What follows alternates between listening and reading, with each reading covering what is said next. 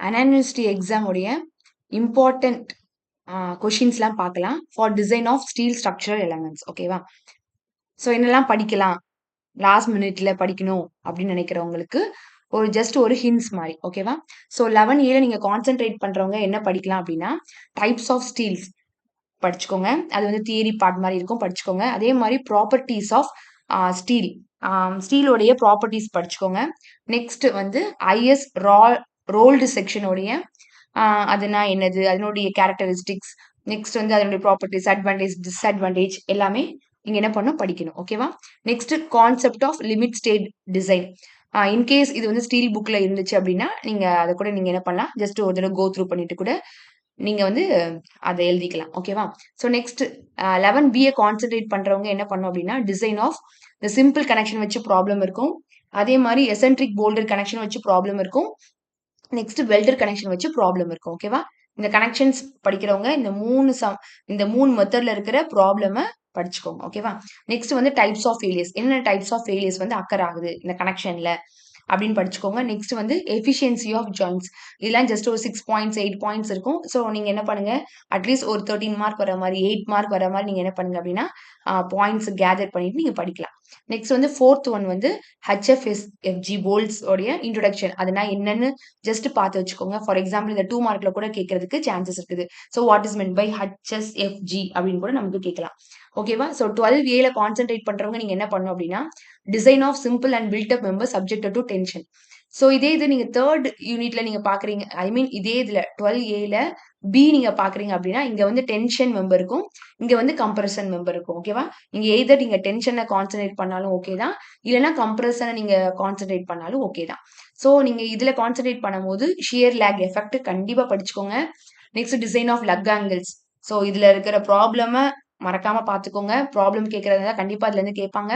Next tension ஸ்ப்ளைஸ்னா என்னது, so கண்டிப்பா இந்த டிசைன் ஆஃப் லக் ஆங்கிள்ஸ் உடைய ப்ராப்ளம பாத்துக்கோங்க. ஸோ டென்ஷன் ஸ்ப்ளைஸ்னா என்னன்னு படிச்சுக்கோங்க. Next behaviour of short and long column, அதனுடைய தியரி பார்ட் படிச்சுக்கோங்க. நெக்ஸ்ட் ஆயிலஸ் காலம் தியரி. ஸோ இதுக்கு ஸ்டீலுக்கு வந்து ஒரு குறிப்பிட்ட கண்டிஷன்ஸ் இருக்கும். ஸோ ஒரு கண்டிஷனுக்கும் அது என்னென்ன ஃபார்முலா எப்படி வேரி ஆகுது, ஸோ அந்த ஒரு டேப்லோ காலம் மாதிரி இருக்கும். அந்த கண்டிஷனை நீங்க என்ன பண்ணலாம் அப்படின்னா படிச்சுக்கலாம். ஓகேவா? படிக்கணும். ஸோ நெக்ஸ்ட் வந்து 12B படிக்கணும்னு நினைக்கிறவங்க இந்த கம்ப்ரஷன் மெம்பர் நம்ம என்ன பண்ணோம் அப்படின்னா படிச்சுக்கோங்க. டிசைன். ஓகேவா? Design of compression member. So next ஒன்று வந்து இந்த லேசிங் ஆஃப் பேட்டர்ன்ஸ் கண்டிப்பா படிக்கணும். ஸோ லேசிங் ஆஃப் பேட்டர்ன்ஸ் உடைய ப்ராப்ளம் பார்த்துக்கோங்க. நெக்ஸ்ட் டிசைன் கேட்கறதா இருந்துச்சு அப்படின்னா for column base, slab base and gusseted base வந்து நம்ம என்ன பண்ணுவாங்க அப்படின்னா கேட்பாங்க. ஓகேவா? இது 12B நீங்க கான்சென்ட்ரேட் பண்ண வேண்டிய டிசைன்ஸ். ஸோ இங்க பாத்தீங்கன்னா டிசைன் ஆஃப் கம்ப்ரஷன் மெம்பர் நீங்க வந்து கோ த்ரூ பண்ணுங்க. அதே மாதிரி டிசைன் பார்க்கும்போது அது வந்து column base, slab base and gusseted plate base. ஓகேவா? நெக்ஸ்ட் 13A நீங்க பாக்குறீங்க அப்படின்னா இது design of laterally supported and unsupported beam. So ரெண்டுத்துக்குமே நீங்க என்ன பண்ணணும்னா டிசைன் பார்த்து வச்சுக்கோங்க. அப்படி இல்லை அப்படின்னா 13B பொறுத்தளவுல design of built up beams and design of plate girders. இதே மாதிரி இன்னொரு கர்டர் வரும், கேண்ட்ரி கர்டர். ஸோ இதுல ரெண்டுலயுமே கண்டிப்பா படிக்கணும். ஓகேவா? 13A பில பாத்தீங்க அப்படின்னா பிளேட் கர்டர் கேட்பாங்க, அதே மாதிரி 14Bல கேண்ட்ரி கர்டர் கேட்பாங்க. ஸோ கண்டிப்பா இந்த கர்டர்ஸ் நம்ம மறக்காம பார்த்து வச்சுக்கோங்க. ஓகேவா? ஸோ நெக்ஸ்ட் 14A கான்சென்ட்ரேட் பண்றவங்க டிசைன் ஆஃப் ரூஃப் ட்ரஸ் பார்க்கணும். ட்ரஸ். ஓகேவா?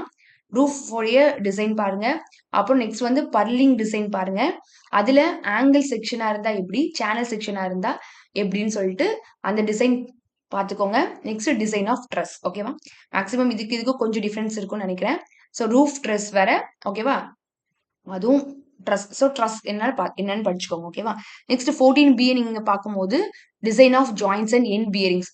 இந்த 14Bல மேக்ஸிமம் இந்த டிசைன் ஆஃப் கேண்ட்ரி கர்டரை மறக்காம பாத்துருங்க. ஓகேவா? அப்படி இல்லை ஓகே இதுவும் நீங்க பார்த்து வச்சுக்கலாம் அப்படின்னா டிசைன் ஆஃப் ஜாயின்ஸும் பார்த்துக்கோங்க அண்ட் எண்ட் பியரிங் ப்ராப்ளமும் டிசைனும் நீங்க பார்த்துக்கணும். ஓகேவா? நெக்ஸ்ட் 15A பொறுத்தளவுல theory of plastic analysis. So இதுல என்னென்ன அனாலிசிஸ்லாம் இருக்குது தியரி படிச்சுக்கோங்க.